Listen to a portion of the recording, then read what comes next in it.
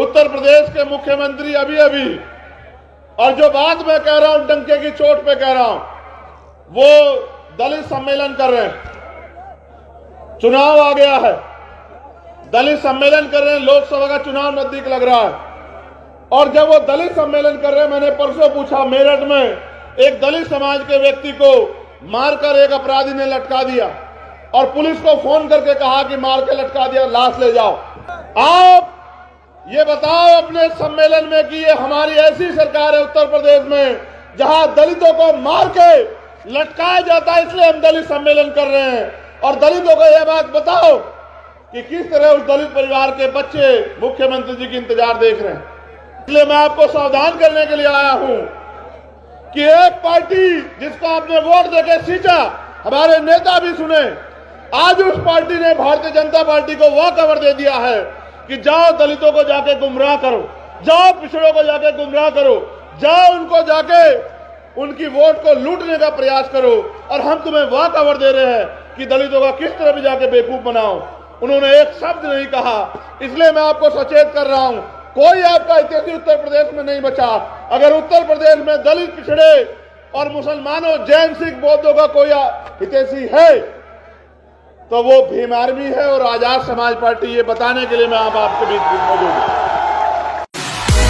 आज फूलपुर की धरती पे आपने जो सैलाब इकट्ठा किया है, जब उसकी तस्वीरें जाएंगी तो स्थापित दलों की नींवें हिल जाएंगी, बहुत सारे लोगों की नींद हराम हो जाएगी। जो अपने आप को इस प्रदेश का नेता कहते हैं, उनकी रातों की नींदें उड़ जाएंगी। इसलिए जानबूझ के षड्यंत्र करके मुझे रोका गया और मेरे साथी निराश हो रहे थे। मैंने उनसे कहा, निराश मत हो, ऐ उत्तर प्रदेश के मेरे बहादुर सिपाहियों, मेरे भाइयों, मेरे साथियों, निराश मत हो। कोई मतलब नहीं बनता निराश होने का। मैं आपको पूरी जिम्मेदारी से कह रहा हूं, मैं 25 तारीख को चुनाव खत्म हो जाएगा। मैं आपको वचन देके कह रहा हूं, मैं दिसंबर के महीने में फिर लौटूंगा आपके बीच। और मैं एक और वादा आपसे कर रहा हूं, अपने नेताओं से भी कर रहा हूं, वो बहुत मेहनत करते हैं कि यहां 2024 का उत्तर पूरे देश का ये लोकसभा का चुनाव खत्म होगा। मैंने अभी जो हमारी पार्टी के राष्ट्रीय सचिव है उनको बताया, चौधरी साहब को, कि पूरे 3 साल कोई गांव, कोई कस्बा, कोई शहर, कोई तहसील, कोई जिला नहीं बचेगा। चप्पलों से इस पूरे प्रदेश को हम लोग घूम घूम के लोगों को जागरूक करने का काम करेंगे। हमारी लड़ाई एक दिन की नहीं है मेरे साथियों, एक दिन में कोई परिवर्तन होगा भी नहीं।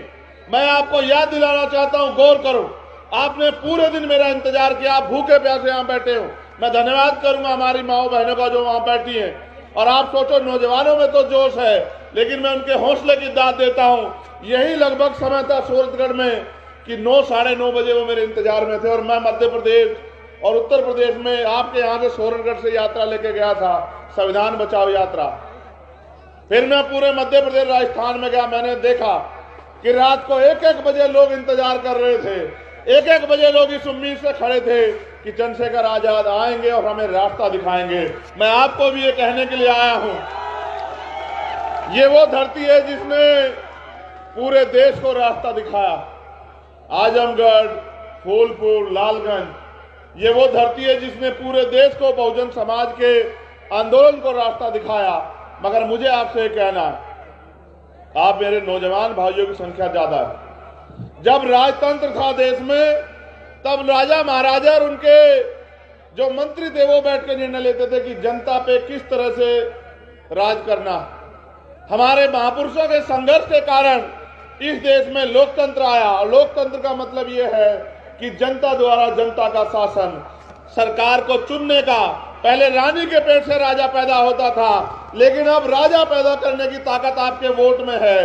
इस वजह से अगर राजतंत्र में हमें दूसरे संचालित करते थे, मैं समझ सकता था, लेकिन लोकतंत्र में भी हमारे ऊपर दूसरे लोग राज करें तो ये बड़े सोचने का विषय है कि कहीं ना कहीं हम कमजोर हो रहे हैं या फिर हम अपनी जिम्मेदारियों को नहीं समझ रहे हैं। ये उत्तर प्रदेश है और उत्तर प्रदेश में क्या हो रहा है ये आपको जानना पड़ेगा।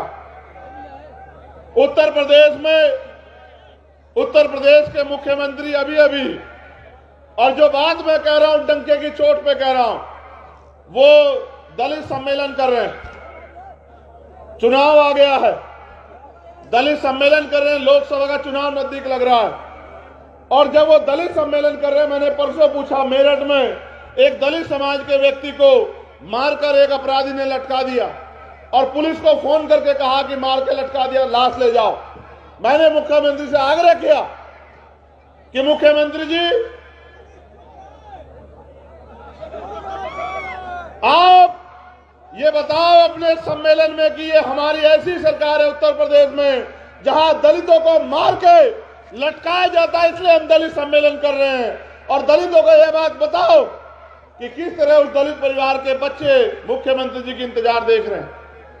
जब अभी एक घटना घटी थी यहीं आपके पड़ोसी जिले में, तो मुख्यमंत्री जी ने परिवार के दुख का संज्ञान लिया और मैंने भी राष्ट्रीय सचिव जी को भेजा था उस परिवार से मिलने के लिए। मैं ये सोच रहा था कि मुख्यमंत्री जी दलितों की भी खबर लेंगे, मुख्यमंत्री जी दलितों के भी घर जाएंगे, मुख्यमंत्री जी दलितों का भी दर्द सुनेंगे, लेकिन मैं निराश हुआ कि मुख्यमंत्री जी के मुंह से एक शब्द भी नहीं निकला और दलितों को मार के लटका दिया गया। उसके बाद आज मैंने अखबार को पढ़ा, हमारे साथियों ने भेजा कि कानपुर में उन्होंने दलित सम्मेलन किया और भगवान बुद्ध की तस्वीर उनके साथी उनको दे रहे हैं। और मैंने अखबार में यह भी पढ़ा कि इस बार मंच पे कोई नहीं बोला, सिर्फ दलित समाज के लोग बोले। मुख्यमंत्री जी को रिसीव करने आए वो भी दलित समाज के लोग थे जो उनकी पार्टी में नेता हैं। यही अगर वो भगवान बुद्ध को मानने वाले लोग अपने गांव में कार्यक्रम करते हैं तो पुलिस के लोग आके इनको सरकार के नेताओं के सहारे पे पीटने का काम करते हैं।